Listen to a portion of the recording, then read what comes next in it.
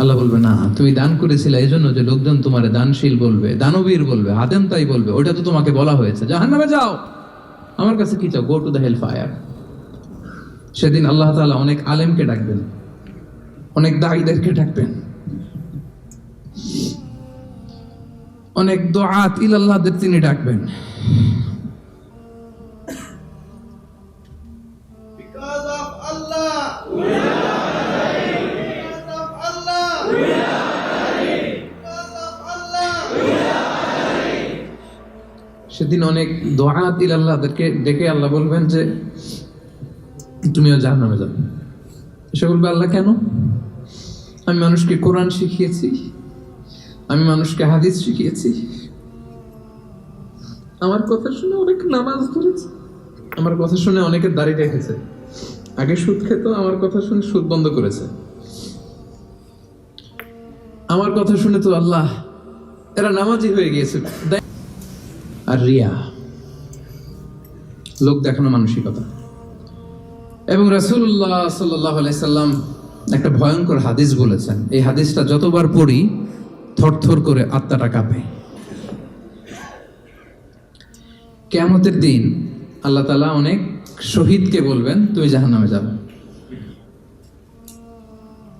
সে বলবে আল্লাহ আমি জাহান্নামে যাব, আমি তো রক্ত দিয়েছি তোমার জন্য, লিইলাই কালিমাতিল্লাহ,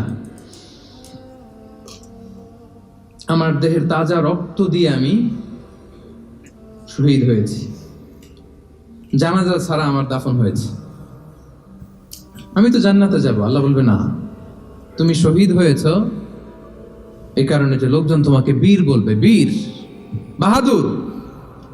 তো দুনিয়াতে তো তোমারে বাহাদুর বলছে, তো তোমারে বিশাল যোদ্ধা ছিল, বাহাদুর ছিল, খেতাব তো তুমি পেয়েছো, আমার কাছে কিচ্ছু নেই, জাহান্নামে যাও, go to the hell fire. অনেক দানশীলকে আল্লাহ বলবে জাহান্নামে যাও। সে বলবে আল্লাহ আমি জাহান্নামে যাব, আমি তো মসজিদ, মাদ্রাসা, এতিমখানা, বৃদ্ধাশ্রম এমন কিছু নাই যে বাকি রাখছি, শত শত মসজিদ আমি করেছি, আমি কেন জাহান্নামে যাব? আল্লাহ বলবে না, তুমি দান করেছিলে এই জন্য যে লোকজন তোমার দানশীল বলবে, দানবীর বলবে, আদেম তাই বলবে, ওটা তো তোমাকে বলা হয়েছে জাহান্নামে যাও, আমার কাছে কি চাও, go to the hell fire. সেদিন আল্লাহ তাআলা অনেক আলেমকে ডাকবেন, অনেক দাঈদেরকে ডাকবেন, অনেক দুআত ইলাল্লাহদের তিনি ডাকবেন। Because of Allah, we are ready. Because of Allah, we are ready. Because of Allah, we are ready. সেদিন অনেক দুআত ইলাল্লাহদেরকে ডেকে আল্লাহ বলবেন যে তুমিও জাহান্নামে যাবে। সে বলবে আল্লাহ কেন? আমি মানুষকে কোরআন শিখিয়েছি, আমি মানুষকে হাদিস শিখিয়েছি,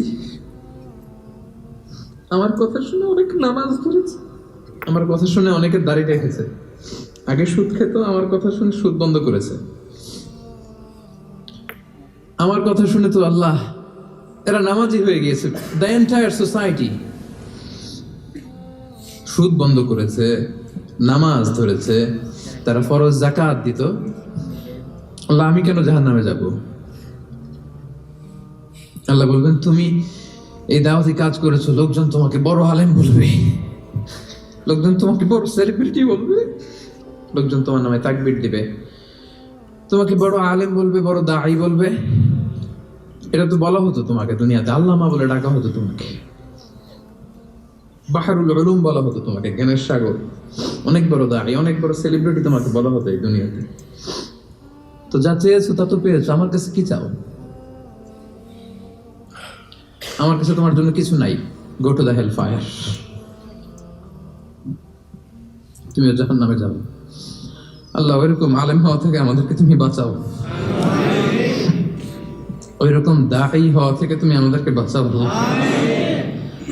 আল্লাহ লোক দেখানো মানসিকতা, এই শখ থেকে আল্লাহ তুমি আমাদেরকে হেফাজত করো। তাহলে 4 নম্বর যে রোগ আমরা চিনে ফেলছি না, এটার নাম কি? রিয়া। নামাজ পড়তেছি, মানুষ আমার এই বড় মুসল্লি বলে, হজ করে আসছি যেন আমার নামের আগে আলহাজ লাগায়, জাকাত দিচ্ছি, জাকাতের শাড়ি লুঙ্গি দানবীর, শিল্পপতি, এটা যেন বলে। জেহাদের ময়দানে গিয়েছি, ইসলামের জন্য মিছিল দিচ্ছি, যাতে মিডিয়াতে আমাকে সবার আগে দেখা যায়। আল্লাহ বলবে go to the hell fire, জাহান্নামে যাও। এগুলো একটাও আমার জন্য করো নাই। তুমি যা চেয়েছিলে দুনিয়াতে তুমি সেটা পেয়েছো, আমার কাছে কি চাও? কিচ্ছু নাই আমার কাছে তোমার জন্য, যাও। আল্লাহ এরকম দানশীল হওয়া থেকে, এরকম আলেম হওয়া থেকে, এরকম বীরত্ব দেখানো থেকে আল্লাহ তুমি আমাদেরকে হেফাজত করো। আল্লাহ রিয়া থেকে আমাদের এই কলবটাকে তুমি মুক্ত করো। আল্লাহ আমরা যা করব কেবলমাত্র শুধুমাত্র তোমার সন্তুষ্টির জন্য, তোমাকে দেখানোর জন্য যেন করতে পারে। আল্লাহ তুমি তৌফিক দান করো। তাহলে 4 নাম্বার রোগটা চিনতে পারছেন প্রিয় ভাইরা? কি নাম এটার? আলহামদুলিল্লাহ, এই তো বুঝে ফেলতেছেন। তাহলে আজকের এই প্রোগ্রাম থেকে আমরা এই রিয়া বা লোক দেখানো মানসিকতা, এটাকে না বলে দিব। কি বলেন? আজকের এই প্রোগ্রাম থেকে আমরা সবাই রিয়াকে কি বললাম? তাহলে প্রথম রোগের নাম ছিল কি ছিল? কপটতা। দ্বিতীয় রোগের নাম অহংকার। তৃতীয় রোগের নাম, চতুর্থ রোগের নাম বাংলায় বলেন লৌকিকতা, লোক দেখানো মানসিকতা। রাইট। সব শেষে হচ্ছে 5 নাম্বার রোগের নাম হচ্ছে সুউদ্দন, মন্দ ধারণা। অন্যের ব্যাপারে মন্দ ধারণা করা, বাজে ধারণা, নেগেটিভ অ্যাজাম্পশন, সবসময় একটা নেগেটিভ চিন্তাধারা। কিছু লোক দেখবেন যে পজিটিভ কিছু খুঁজেই পায় না, আছে না? ভালো একটা জিনিস এর মধ্যেও ভেজাল খুঁজে বের করছে। জাজমেন্টাল, অন্যের ব্যাপারে মন্দ ধারণা করা, সবসময় অন্যকে কাঠগড়ায় দাঁড় করাতে সে পছন্দ করে। এরকম আছে না? ওনার এই সমস্যা, ওনার তো উনি নামাজ হয় না, এই তো ঝামেলা আছে ফ্যামিলিতে, ওর তো এটা, ওর সমস্যা, তোর কি সমস্যা? ওর সমস্যা যে বুঝলি, তোর কি সমস্যা বল? এরকম আছে না? নিজের দোষের কোনো খবর নাই, শুধু অন্যের দোষ, শুধু অন্যের দোষ, শুধু নেগেটিভ। প্রিয় ভাইয়েরা, এই নেগেটিভিটি থেকে বেরিয়ে আসতে হবে আমাদের। অন্যের দোষ খোঁজা যাবে না, নিজের দোষ খুঁজতে হবে। নিজেকে কাঠগড়ায় দাঁড় করান, একটু নিজে কি কি ভুল করলাম, নিজে কি কি অন্যায় করলাম, এটা একটু বের করবার চেষ্টা করেন। নিজেকে কাঠগড়ায় দাঁড় করান। আমরা এই ভুলটা করে ফেলে, আমরা নিজেকে কাঠগড়ায় দাঁড় না করিয়ে কি করি? হ্যাঁ, কি সুন্দর, ইজ দ্য জাজ, সে জাজ করবে। সে জাজের চেয়ারে বসছে, তার দায়িত্ব দেওয়া হয়েছে, এবার সে এই তোমার এই সমস্যা এটা ওইটা। তো জাজমেন্টাল হওয়া যাবে, পজিটিভ চিন্তা ধারণা করতে হবে। দেখেন আল্লাহ তাআলা বলছেন, ইয়া আইয়ুহাল্লাযীনা আমানু জিতানিবু কাসীরাম মিনায-যন্ন ইন্না বা'দায-যন্নি ইসম। ওহে বিশ্বাসীরা, বেশি বেশি ধারণা করা থেকে বেঁচে থাকো, কেননা ধারণাটা হচ্ছে পাপ। এই যে আপনি বাজে ধারণা করলেন, এটা পাপ। আর রাসূল সাল্লাল্লাহু আলাইহি ওয়াসাল্লাম বললেন, ফাইন্নায-যন্না আকযাবুল হাদিস। এই ধারণা করাটা এটা হচ্ছে মিথ্যা কথা, অধিকাংশ ধারণা এটা মিথ্যা হয়।